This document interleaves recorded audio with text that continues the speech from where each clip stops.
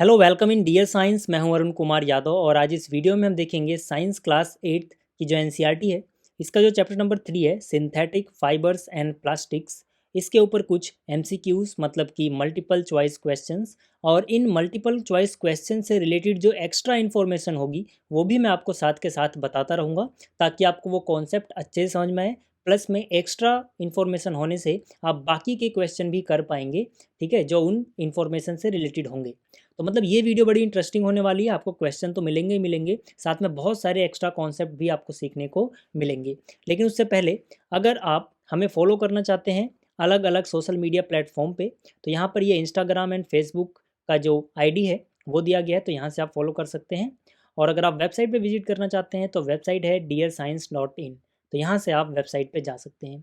इसके अलावा अब तक जितने भी चैप्टर्स मैंने इस चैनल पे अपलोड किए हैं, ठीक है, वो सभी आप देख सकते हैं प्लेलिस्ट वाले सेक्शन में जाके। ठीक है, तो जब आप ये प्लेलिस्ट वाले सेक्शन में जाओगे तो इस पर क्लिक करने के बाद आपको सारी प्लेलिस्ट चैप्टर बाय चैप्टर मिल जाएंगी। इसके अलावा अगर आप होम पेज पे हैं तो भी यहाँ पे जब आओगे तो यहाँ पे आपको क्लास 8 साइंस, ठीक है, नाम का एक सेगमेंट मिलेगा जहाँ पे चैप्टर 1 चैप्टर 2 इस तरह से सभी चैप्टर की एक्सप्लेनेशन मिल जाएगी फ्री ऑफ कॉस्ट।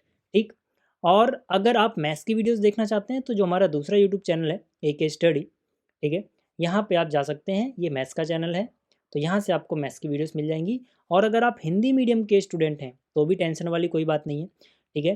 जो ये चैनल है हिंदी मीडियम अकेडमी, आप इस पे जाओ, यहाँ पे आपको, ठीक है, हिंदी मीडियम के सब्जेक्ट्स मिल जाएंगे, ठीक है, मैथ साइंस सब यहाँ पे हिंदी में होगा, ठीक है। और अगर आप हिंदी मीडियम अकेडमी को, ठीक है, इंस्टाग्राम पे फॉलो करना चाहते हैं तो आप हिंदी मीडियम सर्च कीजिए इंस्टाग्राम पे, यहाँ से आपको हिंदी मीडियम, ठीक है, का इंस्टा पेज मिल जाएगा, आप उसको फॉलो कर सकते हैं। तो चलिए शुरू करते हैं क्वेश्चन नंबर 1 से। ठीक है, सारे के सारे क्वेश्चन बहुत ही इंपॉर्टेंट है, आप बिल्कुल ध्यान से सुनिए और उनको आंसर करने की कोशिश कीजिए, ठीक है। तो क्वेश्चन 1 है, polymers are made up of small units called. मतलब जो पॉलीमर्स होते हैं ये छोटी छोटी यूनिट से मिलके बने होते हैं। इन छोटी यूनिट्स को हम क्या कहते हैं? आपके सामने ऑप्शन है। Option A layers, option B molecules, option C cells, option D monomers. जब मैंने आपको ये चैप्टर पढ़ाया था तो एक एक टर्म बताई थी मैंने आपको। इस चैप्टर में जितने भी टॉपिक हैं, जितने भी कॉन्सेप्ट हैं, सब मैंने आपको बताया था। तो अगर आपको पूरा चैप्टर देखना है तो फिर से बोल रहा हूँ, डिस्क्रिप्शन में भी लिंक है, वहाँ से भी आप देख सकते हैं, या फिर चैनल की प्लेलिस्ट वाले सेक्शन में जाओ, वहाँ से भी आप देख सकते हैं। तो चलिए इसका आंसर क्या है बताओ। देखो इसका आंसर है मोनोमर्स। ठीक है, आपको कमेंट में आंसर लिखने हैं। अगर आपको लगता है कि ऑप्शन ए सही है तो आप लिखो 1A, अगर आपको लगता है बी सही है तो आप लिखो 1B, अगर आपको लगता है सी या डी सही है तो उसी हिसाब से आप आंसर लिख सकते हैं। तो पॉलीमर्स जिन छोटी यूनिट से मिलके बने होते हैं उनको हम क्या बोलते हैं? उनको हम बोलते हैं मोनोमर्स।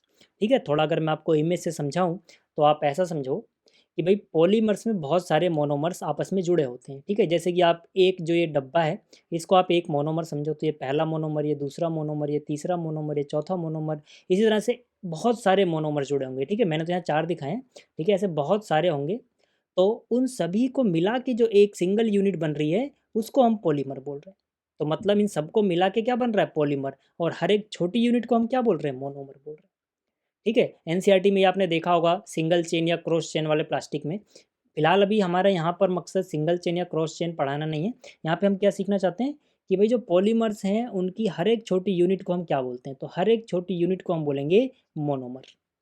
ठीक है, तो ये आपको पहला क्वेश्चन अच्छे से समझ में आ गया होगा। चलते हैं अगले क्वेश्चन पे। देखो जो क्वेश्चन नंबर 2 है इसमें क्या बोला गया है? इसमें बोला गया है which of the following is natural fibre. ठीक है, हमारे पास ऑप्शन है rayon, nylon, polyester and cotton. तो इनमें से कौन सा आंसर सही है आप पहले कमेंट बॉक्स में लिखिए। ठीक है, वीडियो पॉज करके फिर से बोल रहा हूँ, अगर आपको लगता है ए सही है तो आप लिखो 2A, बी सही है तो लिखो 2B, उससे मुझे पता लगेगा 2 का आंसर क्या लिखा है आपने। ठीक है, अगर आपको लगता है सी सही तो लिखिए 2C, अगर आपको लगता है डी सही है तो लिखिए 2D। ठीक है, तो चलिए आपने वीडियो पॉज करके इसका आंसर दे दिया होगा। अब आंसर देख लेते हैं। इसका आंसर है ऑप्शन डी, यानी कि कॉटन। जो कॉटन होता है ये नेचुरल फाइबर है।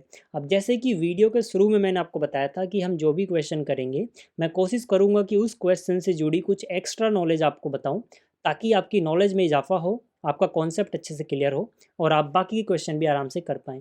तो इस क्वेश्चन से रिलेटेड हमें क्या सीखना चाहिए कि नेचुरल फाइबर होते क्या हैं और इनके दूसरे और एग्जाम्पल क्या हैं। जो नेचुरल नहीं होते उनको क्या बोलते हैं? तो उन सब के लिए देखो आपको यहाँ पर ये जो छोटा छोटा सा स्क्रीनशॉट है, ये पढ़ो, आपको समझ में आ जाएगा।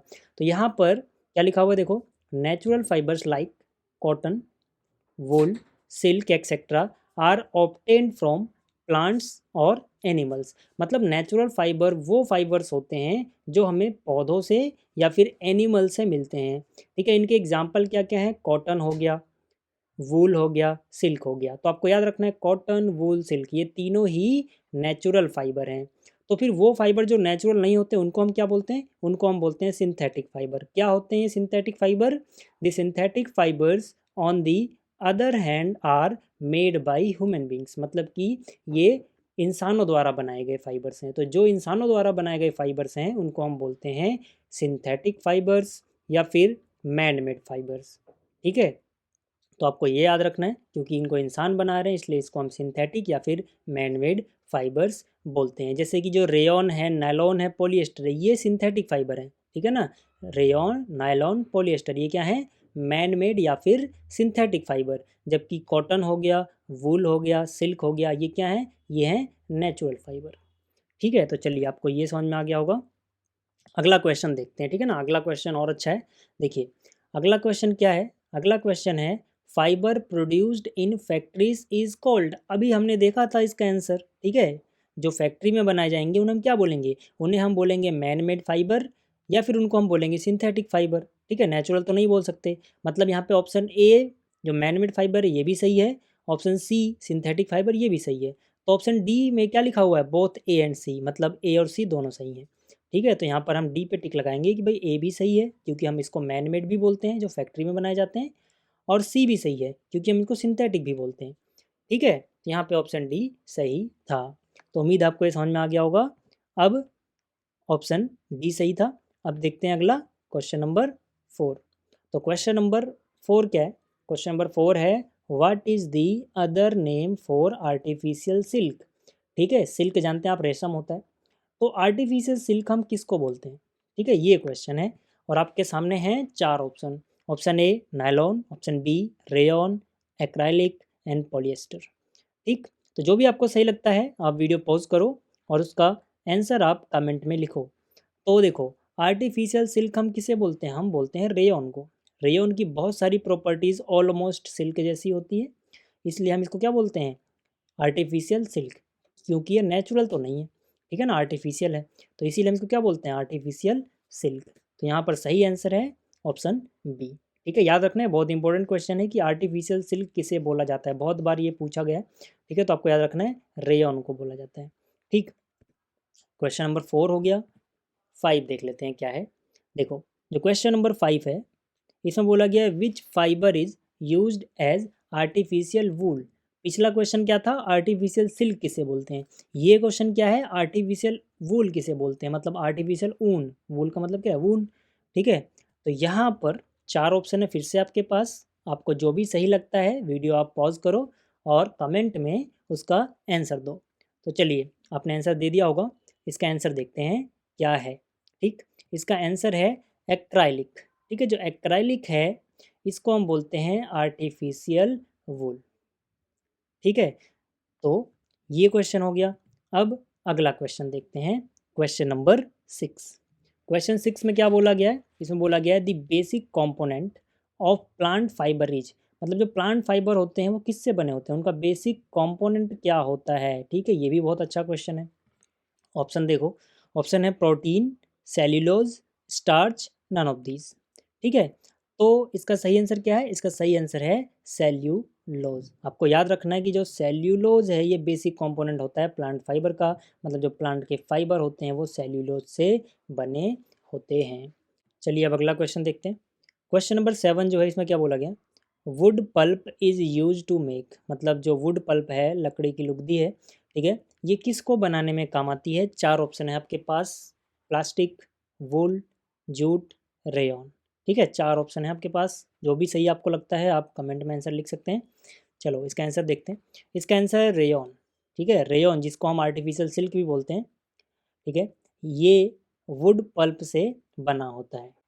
अब क्वेश्चन नंबर 8 देखते हैं। क्वेश्चन नंबर 8 क्या है? क्वेश्चन नंबर 8 है the strongest synthetic fibre is.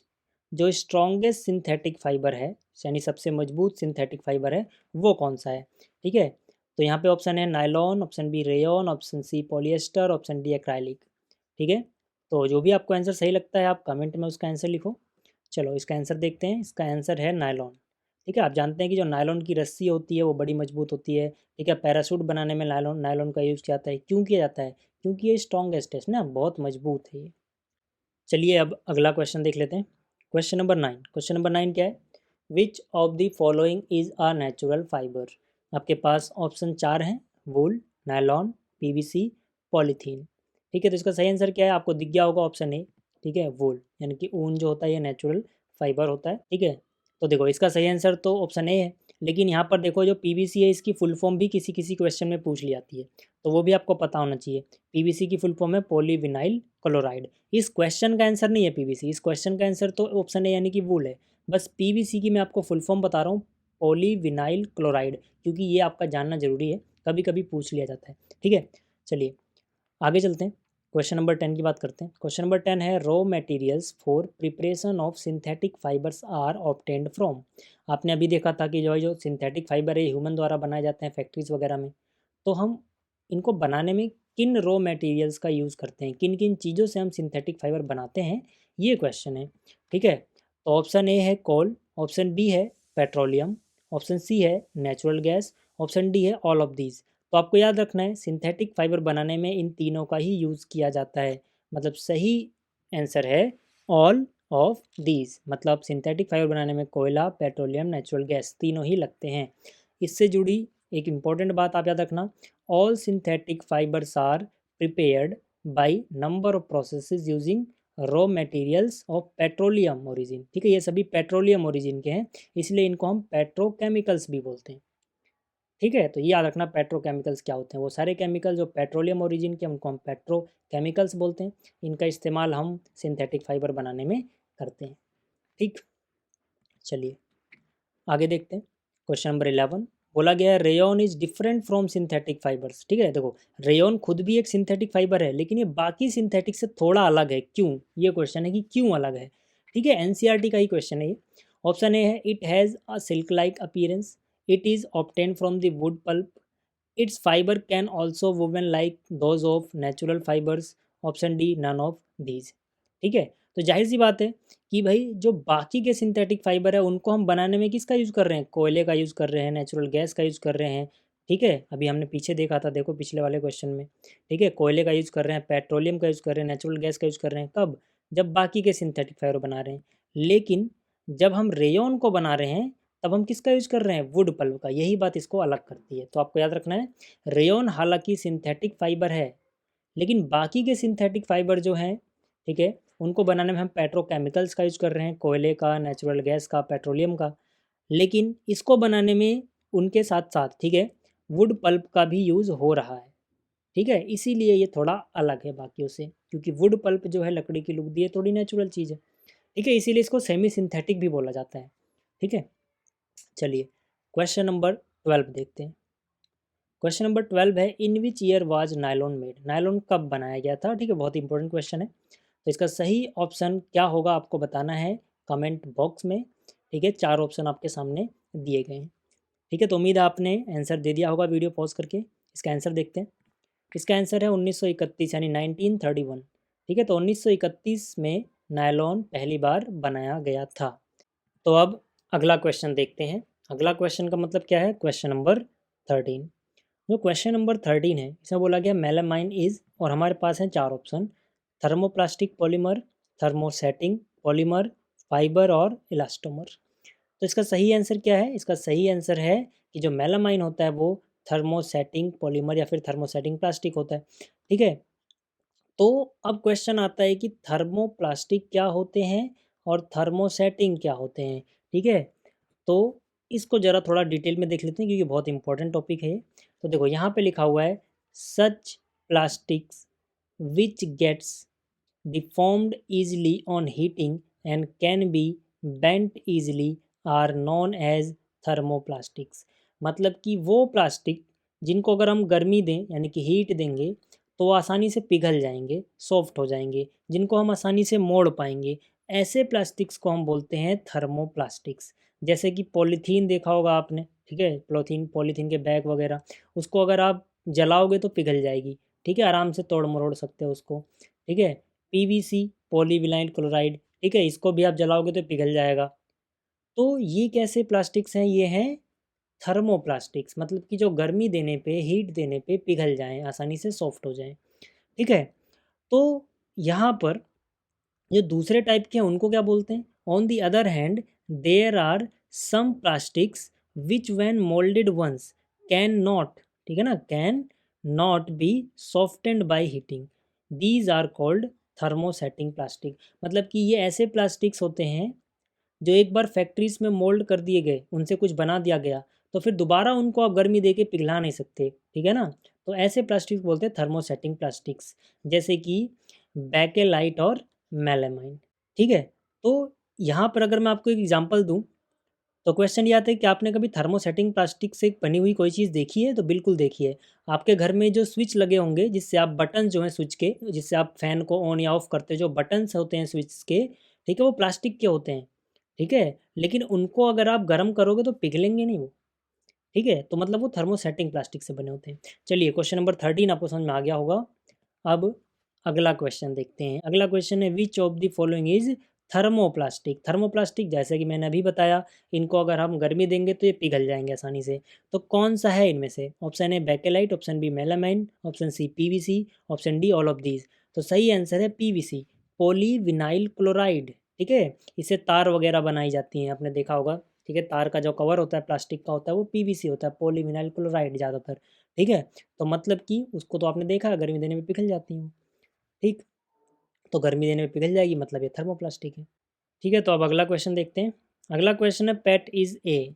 चार ऑप्शन है, polyester, polyamide, nylon, thermosetting polymer, ठीक है। तो इसका क्या सही आंसर है? इसका सही आंसर है पॉलिएस्टर, मतलब जो पेट है वो एक पॉलिएस्टर है। पॉलिएस्टर क्या होते हैं? देखो, पॉलिएस्टर का मतलब है बहुत सारे एस्टर जुड़ जुड़ के आपस में पॉलिएस्टर बनाते हैं, ठीक है। तो पॉलिएस्टर दो वर्ड से मिलकर बना है, पॉली एस्टर। पॉली का मतलब मैनी, बहुत सारे, ठीक है, पॉली एस्टर। तो पॉलिएस्टर जो है is actually made up of repeating units of a chemical called an ester, ठीक है। जो एस्टर है एक केमिकल है, ठीक है, एस्टर, और बहुत सारे एस्टर की रिपीटिंग यूनिट्स, मतलब जुड़ जुड़ के ये पॉलिएस्टर बना हुआ है। एस्टर क्या होते हैं? Esters are the chemicals which give fruits their smell, ठीक है। आपने एप्पल खाया होगा, उसमें से एक मीठी मीठी खुशबू आती है, ठीक है। मैंगो खाया होगा पका हुआ, उसमें से मीठी मीठी खुशबू आती है। तो जो फ्रूट्स में से मीठी मीठी आपको खुशबू आती है वो एस्टर्स के कारण आती है, ठीक है। तो आपको सुनना होगा एस्टर्स क्या होते हैं? केमिकल्स जो फ्रूट्स को उनकी स्मेल देते हैं, ठीक। इसके अलावा देखो कुछ और एक्स्ट्रा बातें हैं इस क्वेश्चन के अलावा, ठीक है, इस क्वेश्चन के अलावा जो यहाँ पर लिखी गई हैं और आपको पता होनी चाहिए। जैसे कि आपने नाम सुना होगा पॉलीकॉट, पॉलीवुड, टेरिकॉट, ठीक है, टेरिकॉट के कपड़े आपने सुने होंगे, ठीक है। तो ये सब नाम सुने आपने। तो ये किन किन यूनिट से मिलके बने होते हैं, किन किन चीज़ों का ये कॉम्बिनेशन है, ये कभी कभी क्वेश्चन पूछ लिया जाता है। तो आपको याद रखना है कि यहाँ पर, ठीक है, यहाँ पे देखो आप, जो पॉलीकॉट है ये मिक्सचर होता है पॉलीएस्टर एंड कॉटन का। मतलब जब पॉलीएस्टर और कॉटन से मिला के कुछ बनाया जाता है तो उसे हम बोलते हैं पॉलीकॉट, ठीक है। और इसी तरह से आपने पॉली वूल सुना होगा, तो ये मिक्सचर होता है पॉलीएस्टर एंड वूल का, ठीक है। जहाँ भी यहाँ पे पॉली लग रहा है उसमें क्या पहली यूनिट क्या आ रही है? पॉलीएस्टर, और दूसरी यूनिट लास्ट में देखो वूल है तो वूल।